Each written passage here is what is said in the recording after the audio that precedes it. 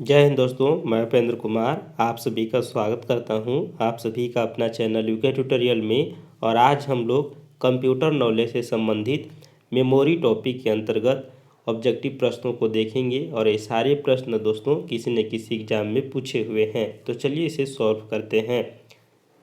पहला प्रश्न कह रहा है दोस्तों कि CD रोम का पूर्ण रूप है।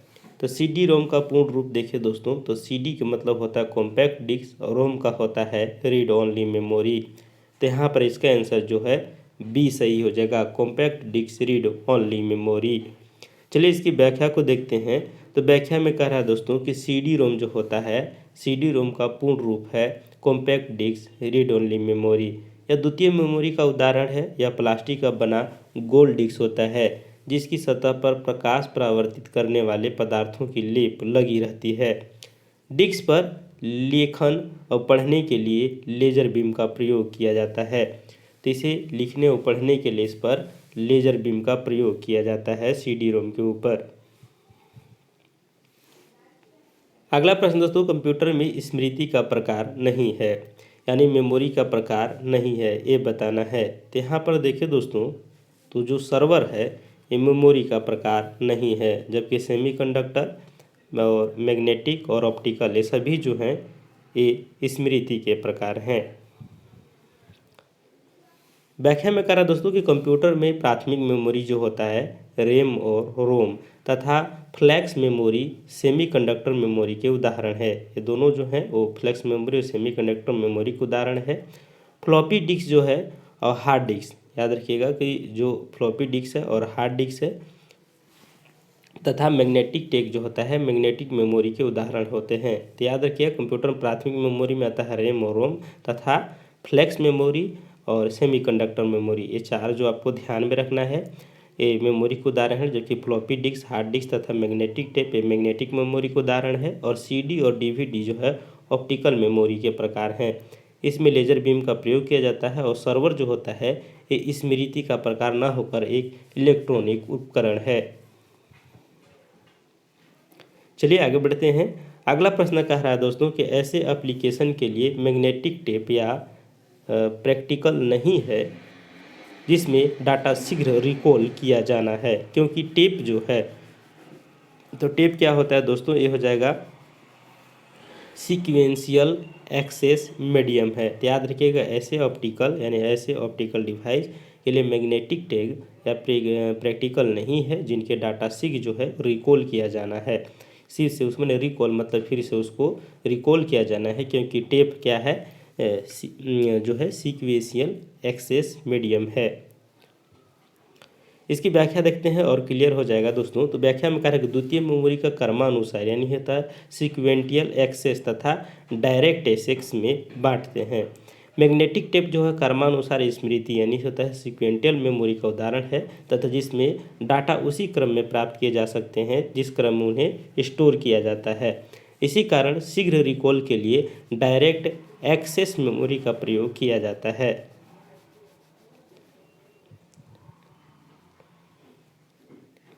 चलिए आगे बढ़ते हैं अगले प्रश्न की ओर। अगला प्रश्न कार्य कि जब आप किसी PC पर किसी डॉक्यूमेंट पर कार्य करते हैं तो डॉक्यूमेंट अस्थायी रूप से कहाँ स्टोर किया जाता है। जब आप पर्सनल कंप्यूटर पर काम कर रहे हैं दोस्तों, तो उसमें जो डाटा होता है वो अस्थायी रूप से कहाँ स्टोर किया जाता है। तो ये कहाँ होता है दोस्तों, तो रैम में स्टोर होता है। इसका आंसर यहाँ पर ए सही हो जाएगा। इसी चलते जितना ज़्यादा हम लोग डाटा स्टोर करने वाले उसी प्रकार से हम लोग उतनी ज़्यादा रैम का पावर का हम लोग PC लेते हैं।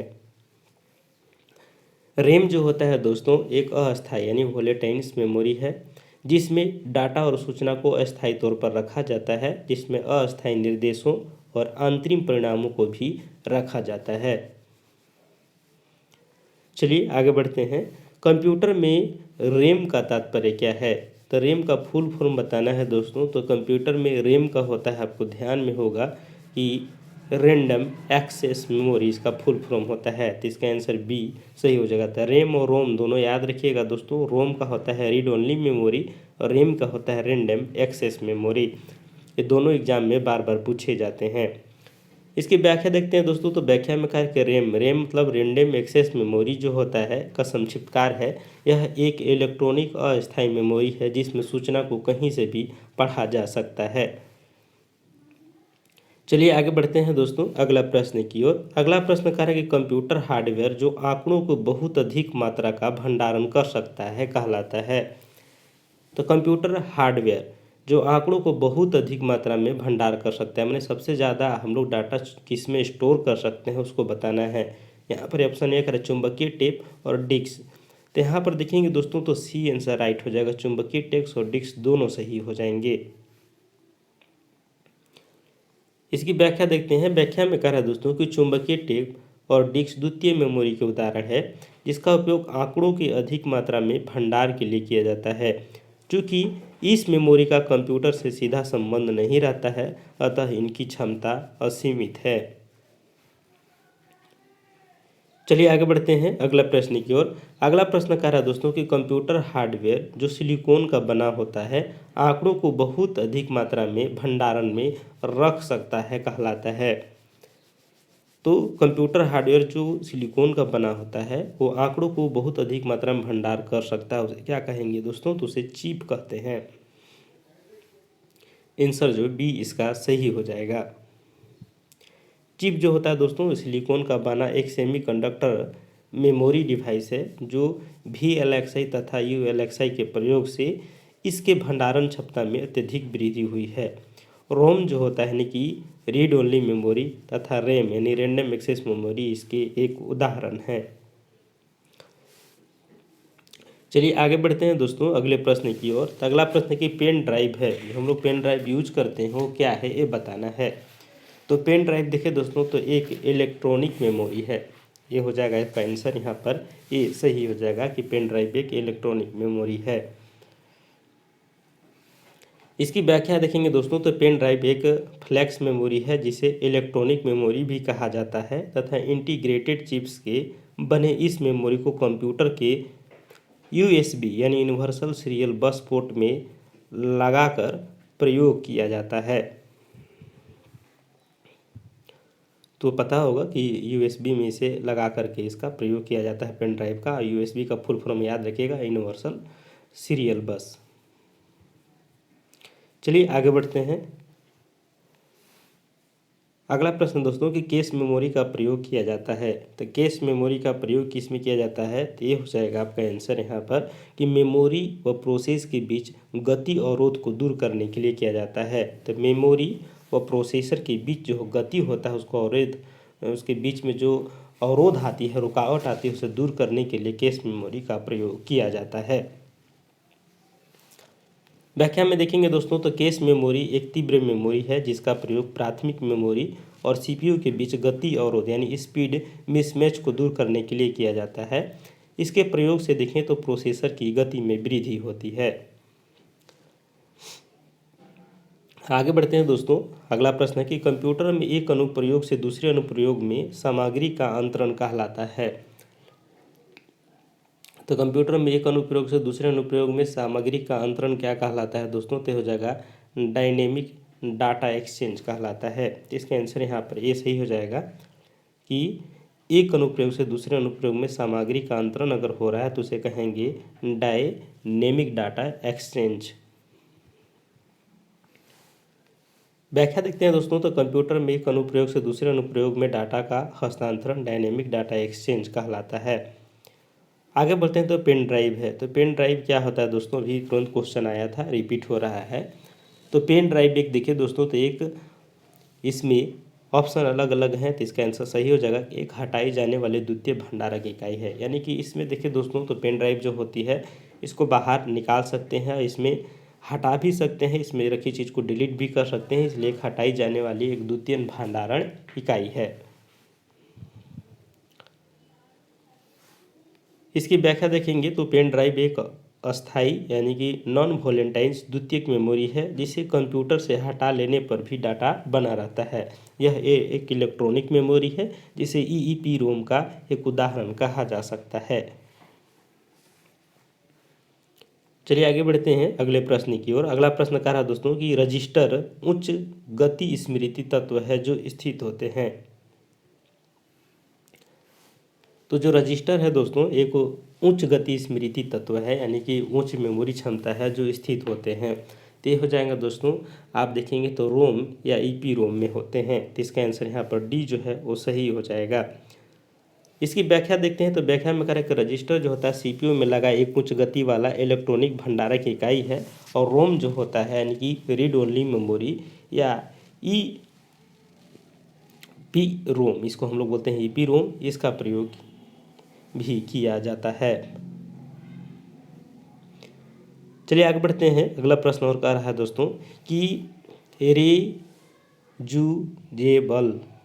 रिज्यूएबल ऑप्टिकल स्टोरेज का एक्रोनिम है। रिज्यूएबल ऑप्टिकल स्टोरेज का जो है एक्रोनिमिक है। तो इसका सही आंसर हो जाएगा दोस्तों कि सीडी रोम। इसका आंसर बी सही हो जाएगा।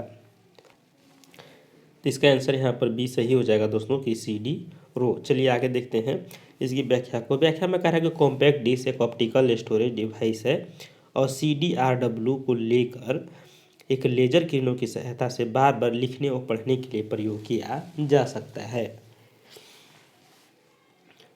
अगला प्रश्न दोस्तों कि कंप्यूटर का बिल्ट इन मेमोरी है। तो कंप्यूटर का बिल्ट इन मेमोरी है ये बताना है दोस्तों।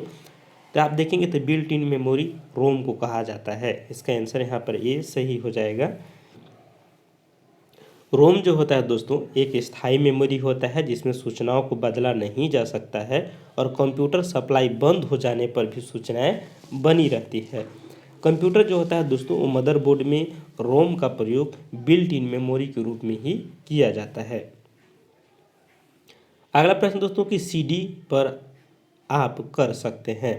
तो सीडी पर क्या कर सकते हैं दोस्तों ये बताना है। तो बहुत आसान है कि पढ़ना और लिखना दोनों चीज़ कर सकते हैं। तो यहाँ पर इसका आंसर सी जो है वो सही हो जाएगा। यानी कि जो कॉम्पैक्ट डिस्क होता है सीडी, वही सीडी जो हम लोग प्लेयर में लगा करके देखते थे पहले मूवी वगैरह, जो अभी देखें तो इसका प्रचलन अब ख़त्म होते जा रहा है। सीडी जो होता है दोस्तों कॉम्पैक्ट डिस्क को लिखने और पढ़ने के प्रयोग के लिए किया जाता है। सामान्यतः सीडी को हम एक बार लिख सकते हैं जबकि CDRW पर बार बार लिखा जा सकता है। आपको पता होगा कि जो सीडी होता है उसमें एक बार लिखा जाता है, कोई चीज़ डाटा एक बार स्टोर कर सकते हैं। और सीडी ऐसे लगभग देखें तो 700 MB का होता है जिसमें डाटा को हम लोग स्टोर कर सकते हैं। और उसके बाद देखिए दोस्तों तो उसमें उसको मिटा नहीं सकते हैं। मान लीजिए कोई सीडी में हम गाना डालें तो गाना परमानेंट हो जाता है, उसको दोबारा जो है उस गाने को हटा कर उसमें दोबारा नहीं डाल सकते हैं क्योंकि वो सीडी एक ही बार यूजेबल होता है। चलिए आगे देखते हैं दोस्तों अगला प्रश्न की ओर। जो फाइल को सेव कर कंप्यूटर बंद कर देने पर डाटा यथावत रहता है, ये होता है दोस्तों सेकेंडरी स्टोरेज में। याद रखिएगा दोस्तों कि जब डाटा को हम लोग सेव कर देते हैं तो सेकेंडरी स्टोरेज में स्थायी रहता है, जबकि डाटा को हम लोग कंप्यूटर भी चला रहे हैं अचानक बंद हो जाती है तो ऐसी स्थिति में वो रैम में रहती है डेटा। चाहे कंप्यूटर चल रही है, आप 10 ठो मान लीजिए फाइल खोल खोल के रखे हैं तो वैसी स्थिति में वो रैम में रहती है, लेकिन जैसे हम फाइल को सेव कर देते हैं तो सेकेंडरी मेमोरी में चल जाती है जिसे हार्ड डिस्क वगैरह कहते हैं। तो चलिए इसका आंसर यहाँ जो है बी सही हो जाएगा। इसकी व्याख्या देखिए दोस्तों। तो व्याख्या में करेगा फाइल सेव कर कंप्यूटर को बंद कर देने पर हार्ड डिस्क में सुरक्षित रहता है, और हार्ड डिस्क जो होता है द्वितीय मेमोरी का एक उदाहरण है, यानी सेकेंडरी अलगजेरी मेमोरी जिसको कहते हैं सेकेंडरी मेमोरी कहते हैं। आगे बढ़ते हैं दोस्तों अगले प्रश्न की और। अगला प्रश्न कह रहा है कि निम्नलिखित में से कौन सी मेमोरी का सबसे कम एक्सचेंज समय है। तो सबसे कम एक्सचेंज समय बताना है किस मेमोरी का है। तो कैश मेमोरी का जो है दोस्तों ये कैश मेमोरी का जो सबसे कम एक्सचेंज समय होता है। तो यहाँ पर इसका आंसर ये सही हो जाएगा। आपको बताया है कि इसे जो एक्सेस मेमोरी होती है ये मदरबोर्ड में एक दूसरे का डाटा ट्रांसफ़र करने के दौरान इसका प्रयोग होता है। आगे बढ़ते हैं दोस्तों कि वर्चुअल मेमोरी का आकार निर्भर करता है। तो वर्चुअल मेमोरी का आकार निर्भर करता है दोस्तों डिस्क स्पेस पर। इसका आंसर यहाँ जो है वो सी सही हो जाएगा, डिस्क स्पेस पर। आगे बढ़ते हैं दोस्तों अगले प्रश्न की ओर। अगला प्रश्न कह रहा है कि एक डिवाइस को डाटा और इंस्ट्रक्शन लोकेट करने और उन्हें सीपीयू को उपलब्ध कराने में लगा समय कहलाता है। तो ये कहलाएगा दोस्तों इसका एक्सेस टाइम कहलाएगा। तो इसका आंसर जो है वो डी सही हो जाएगा कि एक डिवाइस को डाटा और इंस्ट्रक्शन लोकेट करने और उन्हें सीपीयू को उपलब्ध कराने में लगा समय कहलाता है, एक्सेस टाइम कहलाता है। अगला प्रश्न दोस्तों कि इनमें से सबसे तेज मेमोरी है, सबसे तेज मेमोरी कौन सा है बताना है। तो सबसे तेज मेमोरी होता है दोस्तों, अगर यहाँ पर देखें तो रजिस्टर जो होता है दोस्तों सबसे तेज मेमोरी होता है। इसका आंसर सी जो है वो सही हो जाएगा। अगला प्रश्न दोस्तों कि किसी स्टोरेज मीडियम में स्टोर की जा सकने वाली डाटा की अधिकतम मात्रा को कहते हैं। तो सबसे ज़्यादा स्टोरेज करने वाली उसकी जो अधिकतम स्टोरेज करने वाली डाटा को अधिकतम मात्रा को हम लोग स्टोरेज क्षमता कहते हैं। जितना जिसका स्टोरेज क्षमता ज़्यादा होगा उतना ही वो ज़्यादा को स्टोरेज कर सकता है हमारे डाटा को। इसका आंसर डी जो है वो सही हो जाएगा। आगे बताना दोस्तों कि CDRW का पूरा रूप है। तो कॉम्पैक्ट डिस्क, इसके बाद आगे आपको बताना है, तो इसके बाद हो जाएगा आपको रीराइटेबल। तो यहाँ पर अगर देखिए दोस्तों तो इसका सही आंसर यहाँ डी ऑप्शन में दिखाई दे रहा है और ई ऑप्शन में दिखाई दे रहा है कॉम्पैक्ट डिस्क रीराइटेबल। इसका आंसर यहाँ पर ई जो है वो सही हो जाएगा, कॉम्पैक्ट डिस्क रीराइटेबल। आगे बढ़ते हैं दोस्तों अगले प्रश्न की ओर। अगला प्रश्न कह रहा है दोस्तों कि जब पावर ऑफ या बंद कर दी जाती है तो यह मेमोरी अपने डाटा को कंटेंट खो देती है, इसे कहते हैं। मान लीजिए कि जब अचानक कंप्यूटर बंद हो जाता है तो ऐसी में मेमोरी जो है अपने डाटा का कंटेंट खो देती है, उसे क्या कहते हैं। तो उसे कहा जाता है दोस्तों वोलेटाइल। याद रखिएगा, वोलेटाइल या अस्थायी मेमोरी कहा जाता है। वोलेटाइल या अस्थायी मेमोरी, और नॉन वोलेटाइल मतलब स्थायी मेमोरी होता है। चलिए आगे बढ़ते हैं दोस्तों। अब लास्ट क्वेश्चन ही आ रहा है कि वह डाटा जो मेमोरी में निर्माण के समय ही रिकॉर्ड किया गया हो और उसे प्रयोक्ता या परिवर्तित यानी चेंज या मिटा यानी इरेज नहीं सकता वो कहलाता है। तो कहलाता है दोस्तों यहाँ पर देखो केवल रीड कहलाता है, यानी कि वह डाटा जो मेमोरी के निर्माण के समय ही रिकॉर्ड किया गया है। जैसे कि मान लीजिए कि सीडी में डायरेक्ट उसे निर्माण करने में ही बना लिए हैं, उसे प्रयोगकर्ता जो है वो परिवर्तित चेंज नहीं कर सकता और नहीं उसे इरेज कर सकता, मिटा कर सकता है। तो उसे कहेंगे केवल रीड, यानी कि रीड ओनली मेमोरी। यहाँ पर डी सही हो जाएगा, अरे सॉरी ई सही हो जाएगा। आगे है दोस्तों अगला प्रश्न की ओर बढ़ते हैं कि रैम और वोलेटाइल या अस्थायी मेमोरी है क्योंकि। बताना है दोस्तों कि रैम जो होता है एक अस्थायी मेमोरी होता है क्योंकि देखिए दोस्तों तो इसमें डाटा बनाए रखने के लिए लगातार पावर सप्लाई की ज़रूरत होती है। यानी कि जब तक आप इसमें काम कर रहे कंप्यूटर में तब तक रैम में डाटा स्टोर होती है और जब तक इसमें करंट पहुंच रहा है। जैसे ही करंट ख़त्म हो जाएगी ये बंद हो जाएगा। चलिए लास्ट प्रश्न देखते हैं दोस्तों। लास्ट प्रश्न कह रहा है कि जब इसमें बिजली बंद हो जाती है तो भी मेमोरी के डाटा या कंटेंट नष्ट नहीं होते हैं, तो उसे क्या कहते हैं दोस्तों। तो उसे रोम कहा जाता है, ईपी रोम कहा जाता है, ईपी रोम कहा जा सकता है। उपयुक्त सभी इसका आंसर सही हो जाएगा। तो यहाँ पर डी सही हो जाएगा। मेरा तबीयत काफ़ी ख़राब है दोस्तों, सर्दी खांसी से और बुखार से लगभग एक सप्ताह से परेशान हूँ, इसीलिए थोड़ा सा वीडियो नहीं डाल पा रहा हूँ। और हो सकता है कि कुछ कुछ चीज़ें जो पढ़ने में मिस्टेक हुई होगी तो उसको थोड़ा देख लीजिएगा और वीडियो को पॉज कर करके सुनिएगा। मिलते हैं अगली वीडियो में, तब तक के लिए जय हिंद।